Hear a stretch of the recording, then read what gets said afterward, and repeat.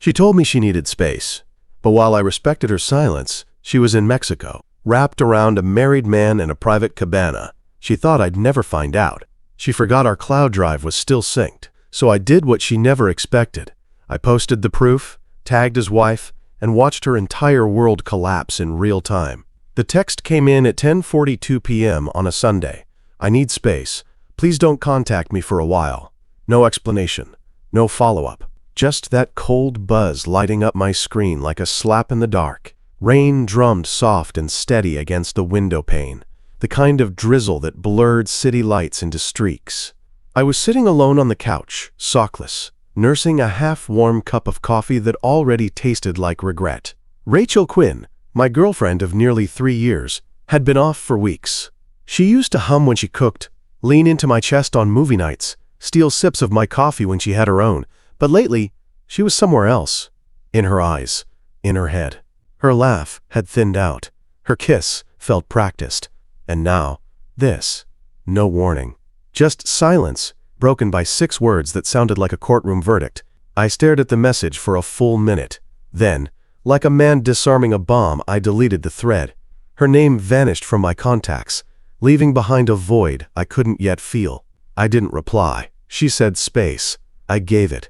I got up to distract myself, figuring I'd clean. When your heart's been sideswiped, Windex and clutter are sometimes all you have left. While dusting my desk, I glanced at my monitor, still logged into our shared cloud drive. It was a folder we both used for years. Vacations, goofy selfies, receipts, screenshots of recipes we'd never make.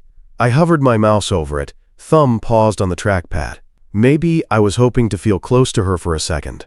Or maybe I needed to confirm what my gut already screamed. I clicked. Photos loaded slowly, line by line, as if they too hesitated to show me what came next. First came the beach, wide, sunlit, the color of serenity. Then, Rachel, in a sun hat I'd never seen, in a bikini I didn't recognize, laughing, tanned, carefree, not alone. Next photo, a man beside her, arm around her waist, his mouth at her ear. She looked happy, not like someone taking a break from her partner. She looked like someone replaced me. My mouth went dry. I clicked again. This time, the two of them were in a private cabana, his hand tracing her thigh, her head tilted back in laughter. Click. Their lips locked in a slow, sun-drenched kiss. Click. A wine glass. A dinner table. Her hand holding his. Click. His hand wearing a silver band on the 4th finger. I zoomed in. My pulse spiked. Wedding ring. I stared at the screen, trying to convince myself this wasn't what it clearly was. That maybe this was old. Maybe I was misreading things. Maybe the ring was decorative? But I knew better. My fingers moved on autopilot, right-clicking the file, checking the photo metadata. Time-stamped. 2 weeks ago. Same weekend she told me she had a company retreat. My stomach turned to acid. Rachel had said she needed space. And here she was, halfway around the world, playing house with a married man while I waited back home like a fool. And I'd given her that space. Respectfully. Like a damn idiot. My mind raced. Who was this guy? Was he just some rich vacation fling? Or someone deeper? A colleague? A client? And why? Why? Was she still using our shared drive? She'd forgotten about the sync. About me. About us. I didn't cry. Not yet. My eyes stung, but the tears stalled somewhere in my chest, buried under a rising tide of something darker than heartbreak. It wasn't sadness. It was clarity. She didn't just lie. She counted on me not looking. On my trust. My silence. My patience. I gave all of it, and she gave none in return. And yet, something in me still needed more. The engineer in me, the quiet coder who debugged lives line by line, wanted to trace this infection to the source. Who was he? And how many other truths had she buried beneath her polished smile? I closed the folder, stared at the rain. Tomorrow I would find out everything. I didn't sleep that night. I lay in bed, eyes fixed on the ceiling, the hum of the fan loud in the silence Rachel left behind. Her words, "I need space," echoed like a joke, a cruel one. While I scrolled through our shared drive again, trying to spot any clue I missed before, click, click, click. It felt like slicing myself open one pixel at a time. The beach was some secluded cove, white sand, crystal waves, palm trees arching over a thatched cabana. Not the kind of spot you stumble into. This was curated, romantic, expensive. In every photo, Rachel looked free, loose curls spilling over her shoulders, no makeup, but glowing. Her body language screamed intimacy, their fingers laced in hammocks, her legs draped across his lap. One picture even had her pressing her cheek to his chest as he grinned into the camera. And that ring, always there. Left hand, prominent. The man had tan lines, salt and pepper hair, a gym body softened slightly by real life. Mid-30s, maybe early 40s. Broad shoulders, expensive watch, not just a fling. He wasn't trying to hide. He looked proud. I clicked open the info panel for the files. GPS coordinates embedded in the metadata. She hadn't stripped the data before upload. Rookie mistake. I dropped the coordinates into a map app. They pinged to an adults-only resort in Tulum, Mexico. She told me her company retreat was in Boston. So unless she'd managed to teleport from a snowy East Coast conference room to a beachside hammock in under 3 hours, I'd just confirm she lied about everything. But there was something else. A short video, 15 seconds, taken during sunset. Rachel's voice off camera, soft and laughing. "Stop, I'm serious. We're gonna get caught." And his response, a deep chuckle. "Relax, babe. No one knows we're here." I paused it, rewound, played it again. No one knows we're here. No one except her boyfriend, back home, now watching this unfold in 1080p. I slammed the laptop shut. The taste of copper hit my mouth. I was biting the inside of my cheek and hadn't realized it. Who the hell was he? This wasn't some stranger. This was someone she trusted. Someone who felt safe enough to risk being seen. I opened a fresh browser tab, uploaded one of his clearest headshots to a facial recognition search. I didn't expect much. Maybe a LinkedIn hit, maybe nothing. But a few minutes later I had a name. Nathan Voss. Consultant. Tech adjacent. Lived in Seattle. Just like us. And married. Married. His LinkedIn bio painted the picture of a doting dad, fitness junkie, community speaker. All buzzwords and bravado. But what really cinched it was a birthday post on Facebook. Public. His wife, Elena Voss, tagged him. Same face. Same wedding ring. The caption, "Happy birthday to the love of my life. The kids and I adore you. Can't wait to celebrate with cake tonight." Timestamp? The same week Rachel was in Tulum. My stomach churned. This wasn't some isolated lapse. This was a pattern. A system. And two people were being played for fools. Me and Elena Voss. I kept digging. Nathan's Facebook was mostly locked down. But Elena's? Wide open. Photos of the kids. Family hikes, date nights. The last pic of her and Nathan was 2 weeks before the trip, smiling in front of a sushi bar. They looked happy. And yet, he was kissing my girlfriend under a Mexican sunset, while his wife posted about him on Facebook. I stared at Elena's profile photo, her smiling in a family portrait with 2 kids between them. The betrayal wasn't just personal now, it was collateral. These weren't mistakes. These were decisions. Each lie, each fake work trip, each kiss caught in pixels. Deliberate. I pulled open a note-taking app, started logging everything. Timestamps, photo sequences, metadata trails. I organized them by date, aligned them against Rachel's texts, work calendar entries, voice messages she'd left me while at the office. The overlap was chilling. The night she said she was sick and couldn't FaceTime, she was on the beach with Nathan, laughing over mojitos. The weekend she missed my nephew's birthday because of a project deadline, they were getting couples massages. I rubbed my temples, heart pounding like a war drum. I didn't know what hurt more, the betrayal or the efficiency of it all. This wasn't sloppy. It was smooth, seamless. It made me question every moment of the past 6 months. Every kiss, every laugh, every "I love you." How long had she been slipping away while I was too busy debugging code and scheduling date nights? How many more lies waited to surface? And, more importantly, what was I going to do about it? Because something deep in my gut told me this story wasn't just mine to tell anymore. It was Elena Voss's too. The next morning, I called in sick. I told my manager I had a stomach bug. That part wasn't a lie. It wasn't food poisoning. It was betrayal poisoning. A slow, acidic burn that turned my insides into knots every time I thought of Rachel's voice saying I need space. I didn't eat, didn't shower, just sat at my desk in sweatpants, eyes locked to my laptop screen. The world outside might have been spinning, but I was frozen in time, trapped in a loop of data, digging for more. If I was going to confront her, I needed more than screenshots. I needed a case, a narrative, receipts. Facial recognition helped me land Nathan's identity. Now it was time to deep dive into the man himself. LinkedIn gave me the basics. He was a leadership strategist, which sounded like something you write when you don't want anyone to ask what you actually do. Based in Seattle, frequent flyer. Dozens of endorsements for buzzwords like synergy, agility, and innovative culture. I rolled my eyes. He posted once about a keynote he gave in Austin. I cross-checked that with Rachel's calendar. She'd worked late that week, didn't come home till after midnight 3 days in a row. Another match. They were syncing schedules. I kept scrolling, found a company website where Nathan was listed as a senior partner. They had a staff directory, clean headshots, professional bios.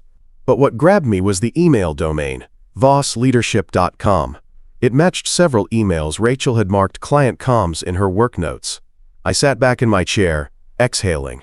She wasn't just sleeping with a married man, she was likely working with him, maybe even for him. A browser tab pinged. A new connection request on LinkedIn, from a woman named Dana Torres. The name rang a bell. I clicked her profile. HR manager, worked at Rachel's company.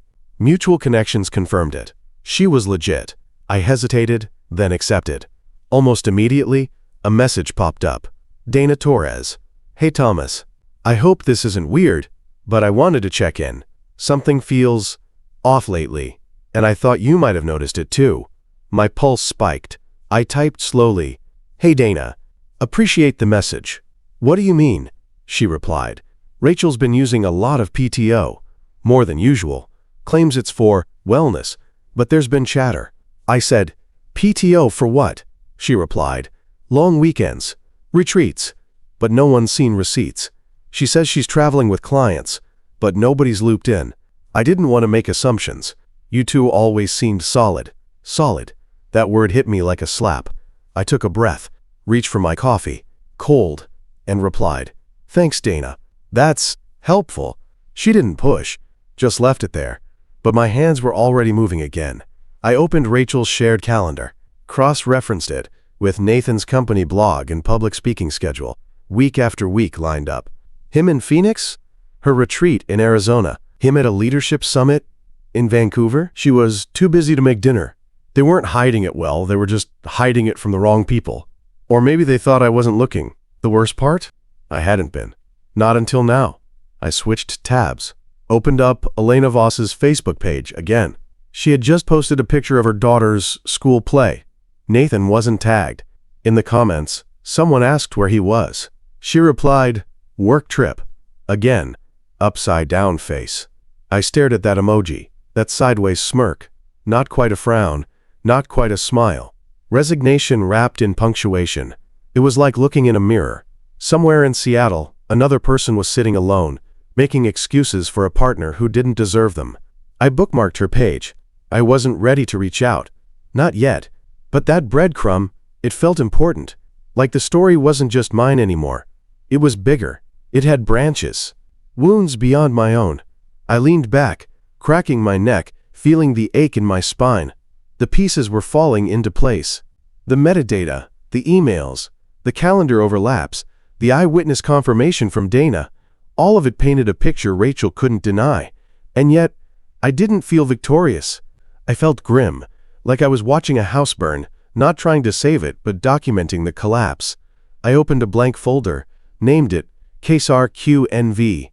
Inside, I began moving files, screenshots, photos, calendar exports, video clips, anything that showed intent. And when it was done, I made a backup.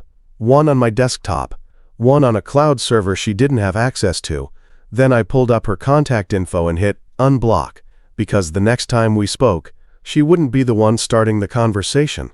I never fancied myself the jealous type, but now, sitting in the corner booth of a quiet cafe, stirring coffee I wouldn't drink, I realized I'd become something else entirely, not jealous, not bitter, methodical.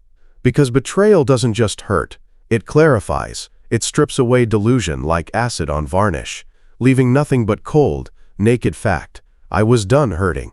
Now I was building the timeline. Rachel had lied about her trip, lied about work, lied to my face so many times I couldn't keep count. So I did what I knew best: compile, code, confirm. I reviewed every file in the CaseRQNV folder, labeled photos, aligned timestamps, sorted metadata. I turned our memories into evidence. Rachel once joked I treated life like a logic puzzle. She had no idea how right she was. But data only went so far. What I needed now was human texture, something that couldn't be explained away as coincidence or miscommunication. So I reached out to Dana again. "You free to talk? In person?" Her reply came fast. "Yeah. I get off work at 5. There's a cafe on 3rd and Pine. Quiet. Nobody from the office goes there." We met an hour later. She looked nervous at first, tugging at the sleeves of her cardigan, eyes darting to the window. But when I pulled out my laptop and showed her the photos, the tension snapped. "Jesus," she muttered. "That's Nathan Voss." "No doubt. You know him?" She nodded. "I met him once. At a company mixer." Rachel introduced us as her mentor, said they were collaborating on some interagency pilot program. "Mentor? Sure. I thought it was weird," Dana continued, lowering her voice. They were standing too close. His hand hovered near her back, like he was used to touching her but trying not to. I said nothing, just watched her face. "And those sick days," she added. "She's been taking them in clumps, Fridays and Mondays, always after a big presentation, or when her calendar's wide open. And when she comes back, she's glowing." "Glowing?" I echoed, my voice flat. "Yeah. Not tired, not stressed, just smug. Smug." It fit too well.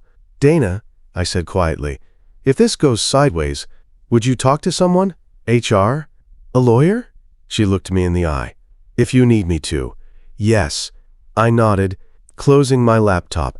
She glanced at her watch. "I should go, but for what it's worth, Thomas, you're not crazy. You're just finally seeing what the rest of us were too polite to mention." She left after that. But her words stayed. I paid for our drinks and walked home, the late spring chill brushing my cheeks. My hands were trembling, but not from anger, from focus. Rachel thought she'd played me, that I'd grieve in silence, blame myself, move on. She didn't know I was watching, didn't know I'd followed every digital breadcrumb she left behind. She thought her secrets were buried, but she'd forgotten one crucial thing. We were synced. Her cloud account, her shared drive, even her location history, accidentally left on from our last couple's getaway in Tahoe, still feeding me coordinates in the background. And just like that, I had her next move. She wasn't home. She hadn't been for days. I pulled up the map. A familiar address pinged back, a boutique hotel across town. Not fancy, not cheap, just convenient. I stared at the red dot on the screen. She wasn't in Boston. She wasn't working late.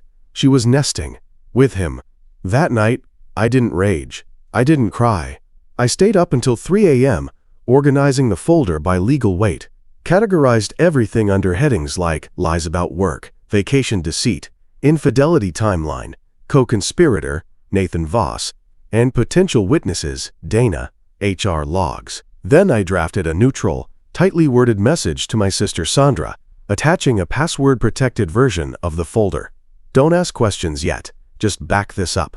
And if anything happens, open it." Her reply was instant. "I've got you. Whatever this is, I'm in." By dawn, I had my strategy. This wasn't just about confronting Rachel anymore. It was about making sure truth had teeth. And when the time came, I wouldn't raise my voice. I'd raise the curtain. She walked into the apartment like nothing had changed. As if 3 years of trust hadn't shattered behind her. As if I hadn't watched her kiss another man under a Mexican sunset. The key turned. The door clicked shut. Her heels tapped against the hardwood as she dropped her bag by the counter, shrugged off her coat, and offered the kind of smile you reserve for someone who still doesn't know. "Hey," she said, like it was any other Tuesday. "You're home early." My glass clinked softly as I set it down. Ice cubes swirled in amber bourbon, the one she always stole sips from. I didn't answer. Rachel paused, then approached the kitchen. "Everything okay?" I motioned toward the coffee table, where my laptop sat open. One photo filled the screen. Rachel, lying on a cabana lounge chair. Bikini straps slid halfway off her shoulders. Nathan Voss beside her, shirtless, kissing her bare shoulder. "Where was this taken?" I asked quietly. She didn't move, didn't blink. For a long second, her expression didn't crack. Then, performance mode engaged. "Oh my God," she said, stepping forward. "That's not what it looks like." "I didn't ask what it looked like," I said evenly. "I asked where." Her eyes flicked to the screen. Her lips parted, then closed again. "Tulum," she said finally. "But it wasn't. Look, he's just an old friend. We were catching up. It wasn't romantic." "Not romantic?" I tilted my head. Clicked to the next photo. Them in the pool. Her legs around his waist. Lips. Locked. Rachel inhaled sharply. "Thomas, you told me you were at a company retreat. You sent pictures of hotel lobbies and dinner plates. Stock photos, Rachel. I reverse image searched them." Now her hands shook. "You went through my stuff?" "No," I said. "You uploaded them to our shared drive. The one you forgot was still synced." She looked down, jaw flexing. And then, as if a switch flipped, the tears came. Of course. Soft, trembling voice. Wet eyes. A hand fluttering to her chest, like her heart might fall out. "I was scared," she whispered. "You've been distant, cold. Nathan was just..." He listened. "It wasn't supposed to happen. You lied about Boston." She nodded, shame-crafted tears rolling down her cheeks. "I know. You lied about work, about your PTO. You lied when you said you needed space. Because I didn't know how to leave," she choked. "I thought maybe if I distanced myself, I'd figure out what I wanted." "What you wanted?" I echoed. Voice ice. I picked up the glass again, swirled the ice. "You wanted space, Rachel, and I gave it to you. Now you can keep it." Her face twisted. "What does that mean?" "I'm done." "No. Wait. Thomas, please don't do this. This doesn't have to ruin us." I laughed. Short. Bitter. "Us?" I stood walking to the door, then turned back. "There hasn't been an us for a long time. You just didn't have the guts to admit it." She stepped toward me, tears smearing mascara. "I'll fix this. I'll go to therapy. I'll cut him off." "It's already done," I said, cutting her off. "The damage, the trust, the disgust. All of it. You broke it. You burned it." I grabbed my keys. "Where are you going?" she asked, voice cracking. "To do what you never did," I said.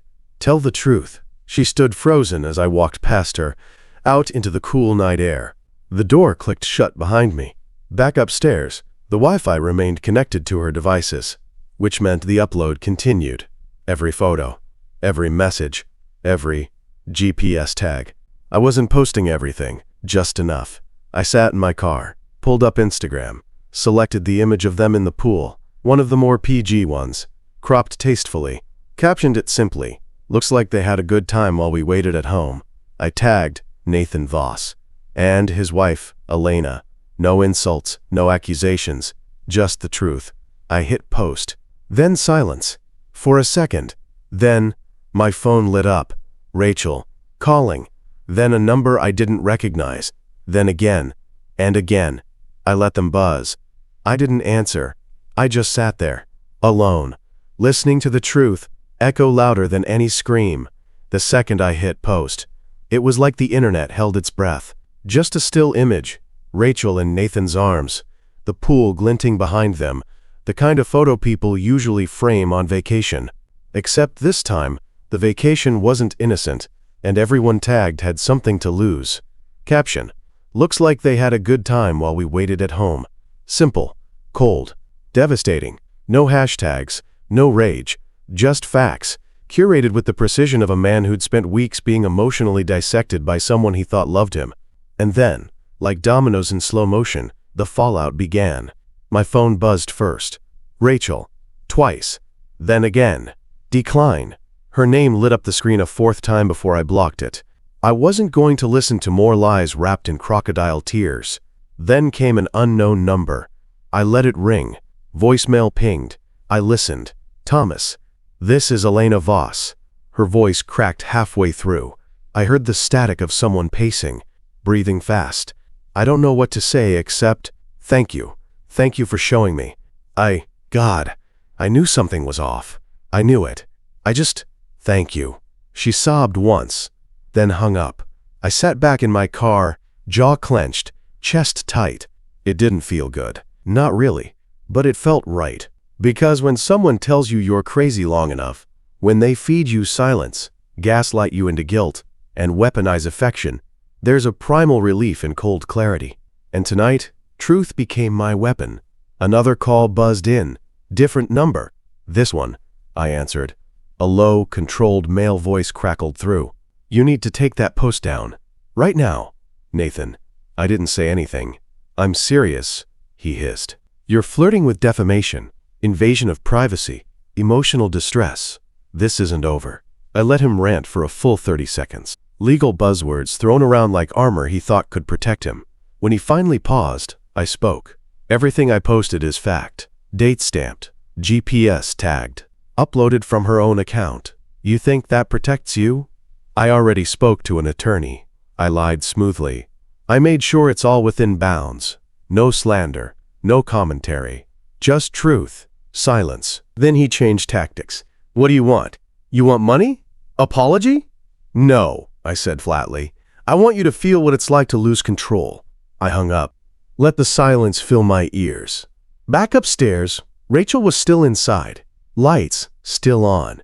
Maybe pacing, maybe packing, maybe sobbing over the wreckage she built with her own hands. I didn't care. I wasn't going back. Instead, I called Sandra. My sister answered on the second ring. You good? She asked immediately. Yeah, I said. Just wanted you to know. It's done. Public. There was a pause. Damn, she exhaled. Proud of you, Tommy. You still got the folder backed up? Triple backed. One in the cloud. One on a USB. One printed. Good. A beat of silence stretched between us. Then she asked, What's next? I looked out at the street. Empty. Quiet. The kind of night where the world pauses, waiting for the aftermath. Legal, I said. Maybe HR depends how deep she wants to keep digging. You need me, I'm there, she said, voice low. Fierce. I know. We hung up. I went to a hotel that night. Paid in cash. No email trail. I wanted space.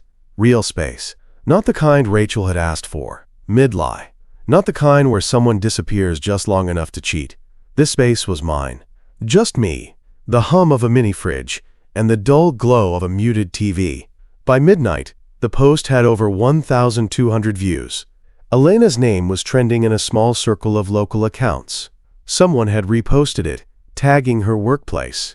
I hadn't meant to drag her through a fire, but she didn't deserve to sit in the dark either. Sometimes the truth burns, but it also clears the rot. By morning, 3 more voicemails had come through. Rachel's tone changed each time, from sobbing to hysterical to furious. She called me a coward. She called me evil. She begged me to have a heart. But here's the thing. I did have a heart. I just stopped giving it to people who treated it like a doormat. By sunrise, the post had gone viral, in the small, personal way heartbreak always does. Friends, colleagues, a few curious strangers who'd stumbled into the drama through tagged profiles or whispered group chats. I didn't care about the numbers. I cared about the ripple. Rachel's world? It was shaking. My phone buzzed non-stop that day. Blocked numbers. Unknown names. But one call made me stop everything. I sat on the edge of the hotel bed, phone in hand, staring at the screen. Elena Voss. I let it ring twice before answering. Her voice was calm, shaky, but measured, like someone trying to rebuild a shattered home with trembling hands.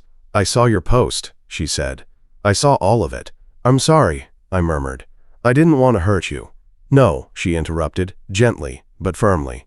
Don't apologize. You didn't hurt me. He did. I stayed quiet. She continued. It all makes sense now. The trips. The canceled plans. The sudden work stress. I asked him last week if something was wrong. He said I was imagining things. I could hear her breathing through her teeth, and I believed him. Because I loved him. Because he made me feel like asking questions was betrayal. I knew that feeling too well. She paused. I filed for separation this morning, she said. And I've contacted a lawyer. They'll want the photos if you're willing. I nodded even though she couldn't see it. I'll send them, she sniffled once. Then her voice hardened just enough to catch fire. I hope Rachel sees what she's done. And I hope Nathan finally learns that people aren't disposable. We ended the call not with anger, not even sadness, but quiet solidarity.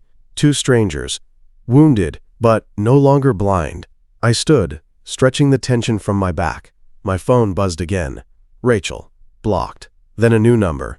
Again. Finally I answered, more annoyed than curious. A man's voice. Thomas Grant? Yes. This is Darren McAllister, legal counsel for Nathan Voss. Of course. Your recent social media activity is being reviewed for potential defamation, character damage, and violation of privacy. I'm calling as a courtesy before any formal action is pursued. I smiled. Slow. Cold. Did Nathan tell you the photos came from her cloud account? That she uploaded them herself? That they're geotagged and timestamped? That I never said a single false word? Silence. Then, be that as it may, my client. I cut him off. Tell your client he should worry less about legal threats and more about divorce proceedings. Click. I blocked that number too. Sandra called next. Heard from her yet? She's gone nuclear, I muttered. Good. You didn't come this far to fold now. I'm not folding, I said. But it's starting. What is? The pushback. She didn't laugh. Then, we pushed back harder. That night, I met with a lawyer. Not because I was scared, but because I was smart. Her name was Leah Kim. No nonsense. Sharp eyes. Spoken bullet points. I showed her everything. Photos, chats, witness logs, Dana's email confirmation that Rachel's PTO use was under HR scrutiny. Leah didn't flinch. She took notes, asked pointed questions. When I finished, she looked up. You're clean, she said. You stuck to public facts, used synced material, avoided accusations. And if anything, you've got grounds for a countersuit if Nathan tries anything. I exhaled. And Rachel? I asked. She nodded slowly. If she's at risk of a workplace ethics violation, she'll be under review soon. And if Elena Voss files for divorce using your photos, Rachel might get subpoenaed. That could trigger more fallout. I stared at the floor. I didn't want this, I said quietly. I just wanted her to see what she did. Leah closed her folder. Sometimes the only way people like that learn is when the curtain drops and there's no stage left. As I stepped out of her office into the fading dusk, my phone buzzed again. Voicemail. Rachel. I pressed play. Her voice was hoarse, desperate. Tommy, please. This isn't you. You're kind, you're good. Please don't ruin me. I didn't mean for it to go this far. You're the only thing I've ever regretted losing. I hit delete. No tears, no heart twist. Just a quiet, steady heartbeat in my chest as I kept walking. Because this wasn't about revenge anymore. It was about restoration. And I wasn't finished yet. The lawyer's office had that sterile chill to it. Frosted glass, cold air vents, the faint smell of toner and printer ink. But what Leah Kim gave me wasn't just validation. It was armor. You've crossed no legal lines, she said, tapping her notes. Everything you posted is factual, time-stamped, and most importantly, originated from accounts tied to your former partner. Her privacy expectations are void the moment she synced a cloud folder with your credentials. I nodded. And the married man? Nathan Voss will have a bigger problem on his hands soon, she said. His wife is filing. If she includes your evidence, which I assume she will, he's exposed for both infidelity and ethical breach. If his firm has a morals clause, he's looking at termination. It wasn't vindictive satisfaction I felt, just justice, slow and steady, moving like gears in a machine I'd reluctantly started. I left Leah's office with a thumb drive full of documents, a renewed sense of clarity, and a subtle grin I hadn't worn in weeks. Back at my apartment, Sandra was waiting on the porch, arms folded, black hoodie pulled tight against the wind. You good? She asked as I approached. Yeah, you didn't have to come. I wanted to see her face. Rachel wasn't home, which made things easier. Sandra helped me box up the last of her things, makeup, shoes, books she left scattered around like breadcrumbs of normalcy. The apartment looked bigger without her, cleaner, like it could finally breathe. We sat in silence for a while after, sipping tea and watching the sky fade into gray. "Can I ask something?" Sandra said. "Shoot. Do you regret posting it?" I shook my head. "No. It wasn't about shaming her. It was about ending the lie." "Still," she said, staring out the window, "that's a heavy way to end something." "Yeah," I murmured. But she didn't give me a light one. The next morning brought new messages. "Dana again." She said, "Thought you should know. Rachel's being investigated. HR flagged the PTO discrepancies. Someone forwarded your post to our internal ethics team." My hands froze over the keyboard. "You think she'll get fired?" she said. "Maybe not fired, but written up, possibly transferred. It's serious. If this escalates, I'm willing to testify." I stared at her message for a long while, then typed, "Thank you. That means more than you know." By noon, I received an email from an unknown address. Subject line, "Formal request for documentation. Elena Voss, Divorce Counsel." It was short and clinical. "Mr. Grant, my client, Elena Voss, has initiated divorce proceedings and would like to request copies of the following digital materials for inclusion in her case." I read the list. They wanted everything, and I was ready to give it. But before I could reply, another notification popped up. ADM from Rachel's colleague, someone I'd met once, briefly, at a holiday party. "You don't know me well, but I wanted to say, I'm sorry. I've worked with Rachel for 2 years. A lot of us saw the red flags, we just didn't speak up. You did the right thing." That message stuck, not because of the apology, but because it confirmed something I hadn't dared admit out loud. They knew. Not the full betrayal, maybe, but enough to feel uncomfortable. Enough to look away. Rachel had become untouchable, unquestioned. She controlled the narrative so well, even I had started doubting myself in the middle of it, but not anymore. That evening, I met Sandra again, this time at her place. We opened a bottle of wine, cheap, red, and too dry. "Didn't matter. You've done the hard part," she said. "Now you just need to survive the fallout." I swirled the glass. "I don't care about Rachel anymore." "You sure?" I thought about it, then nodded. "I care about not becoming her, about staying human through all this." She smiled faintly. "That's how I know you'll be fine." Then her face turned serious. "What if she shows up again?" "She will. And? I'll be ready." My phone buzzed as if on cue. A message from Dana. She's asking around. Says she wants to clear the air. I stared at the screen, then locked it. Let her try. Because every lie she thought she buried was now an exhibit in someone else's courtroom. And soon, she'd realize the story wasn't hers to control anymore. It was a crisp Saturday afternoon when she showed up again. No warning, no message, just the soft knock at my apartment door, so timid it felt rehearsed. I didn't open it right away, just stared through the peephole at the woman who once curled into me like home. She looked smaller now, jacket too big, hair pulled back in a lazy bun, face drawn with panic she couldn't hide. I opened the door, didn't speak. She stepped back slightly, surprised by the silence, then forced a smile, like that could erase the digital crater she'd left behind. "Thomas," her voice cracked on my name. "Can we talk?" I didn't invite her in. Instead, I stepped outside and closed the door behind me. The cold bit my neck, but I didn't flinch. She wrung her hands. I know you're angry. I get it. But please, what you posted, it's ruining my life. HR has frozen my access. My team won't talk to me. I could lose my job, Thomas." I didn't blink. "You lied," I said. "You cheated. And now you're worried about your consequences?" She sniffed, stepping closer. "I made a mistake." "No," I interrupted. "You made choices. Over and over. And now you're upset because the world stopped letting you get away with them." Her mouth opened, then closed again. "This doesn't need to be public anymore," she whispered. "I'm asking for some privacy. Please. I already lost Nathan. I lost you. I've lost everything." I crossed my arms. "That photo wasn't about revenge. It was about truth. You made it public when you dragged your lies across every part of my life. Work, friends, the future we were building." She took a shaky breath. "Can't we at least talk? In private. Just us?" I didn't move. "Rachel, you didn't just betray me. You humiliated me. You manipulated me into silence. You weaponized needing space so you could disappear into someone else's bed." Her eyes welled up again, but this time it didn't look performative. It looked desperate, real. "I didn't mean for it to happen like this. I let that hang between us. Then, without raising my voice, I asked, "Would you have told me if I hadn't found the photos?" She froze. I watched her face fold under the weight of that truth. "No," she admitted, her voice barely audible. "I probably wouldn't have." There it was. The moment I stopped feeling anything for her. Just like that. I stepped back toward the door.